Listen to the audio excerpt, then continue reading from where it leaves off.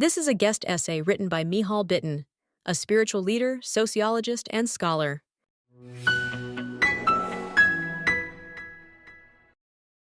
The morning after Zohran Mamdani won the Democratic Party primary to become the party's nominee for mayor of America's largest city, I got a message from a friend in Tel Aviv. Just days earlier, I had been checking on him as missiles fell around his neighborhood. Now, it was his turn to check on me. The exchange was dizzying, the sense that for many of us, what's happening here in New York also feels existential. We're used to thinking of Israel as the place where Jews feel under assault. But in recent weeks, it felt like the ground was shifting under our feet too. This wasn't just a local election. It was a test of what kind of political discourse is acceptable, of which coalitions get rewarded, and of whether those who ally with people chanting Intifada or tearing down hostage posters can rise to power in the city with the largest Jewish population in the world.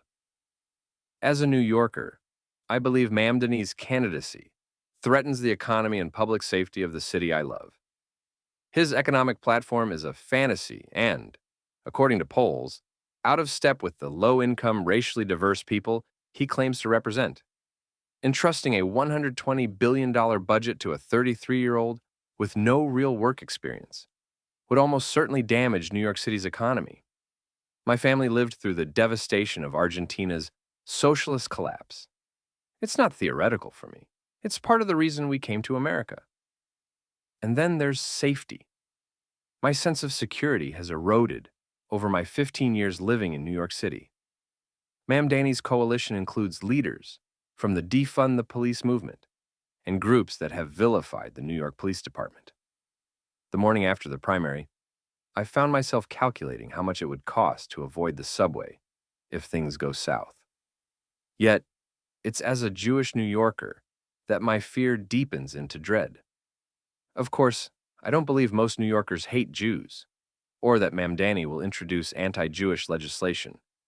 But I do believe that while he smiles and speaks smoothly of solidarity, his coalition includes elements that hate me and what I stand for.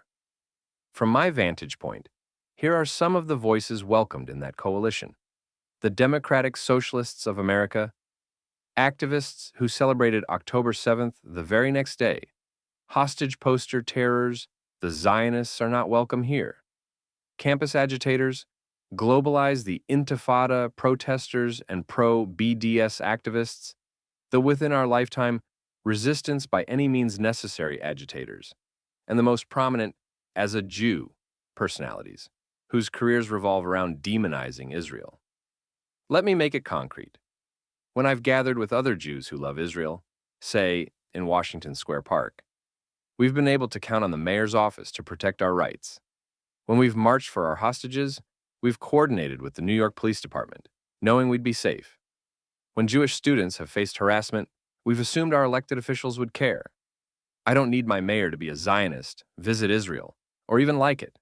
Honestly, I'd prefer American politicians talked less about Israel. But I do need a mayor who protects peaceful expression for everyone, who affirms that we deserve safety, that hate speech against us is no different than hate speech against anyone else. Losing that in any city would be chilling. But in New York, that should terrify us all.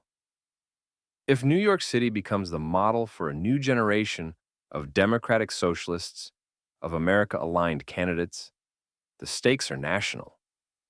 I might feel less alarmed if I didn't see extreme elements, obsessed with demonizing Israel, gaining traction on both the far right and the far left. This is a front line in the fight for the future of this country. These last couple of weeks have been a wake-up call, not just for me, but for many Jewish New Yorkers who realize we've grown too comfortable, too complacent. The political ground beneath us is shakier than we thought. If we want to protect what matters, we can't afford to wait. Our organizing starts now. Yes, there's a critical election in November, but this is about more than one race. Like the soul-searching underway in Democratic Party circles, we need our own reckoning. Deep, strategic, and open to new alliances and bold ideas. The frameworks that brought us here won't carry us forward. This moment demands a new Jewish political strategy for a new world. Alongside the fear, there is also opportunity. On campuses, anti-Zionist movements have sparked a deeper, more resilient response among many Jewish students. When tested, young Jews often rise to the occasion. Are we ready to support them? To invest in young Jews who are committed to Israel and ready to lead? And here's another opening. Mamdani's socialist policies are deeply unpopular outside elite, so-called hyper-educated circles. A natural opposition is forming. Can we build it intelligently, broadly, strategically? When Mamdani's socialist policies fail, and I believe they will we be ready with better ideas and better coalitions?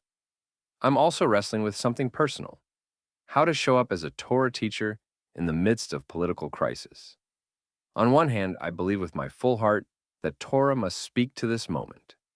Last week's Torah portion, Korach, for example, is a masterclass in the seduction of grievance politics and the dangers of charismatic, oversimplified rebellion. But on the other hand, I've always felt that religious leadership demands something sacred, that the pulpit not become a partisan battlefield. I've never said who I vote for. As a congregational leader, I've always been deeply gratified when people across the spectrum have told me they can't locate me politically. To me, that's a sign I've done something right, that I've protected the Torah from being cheapened by party politics. I will not confuse Torah with politics, but I will not let fear of politics prevent me from speaking Torah that matters.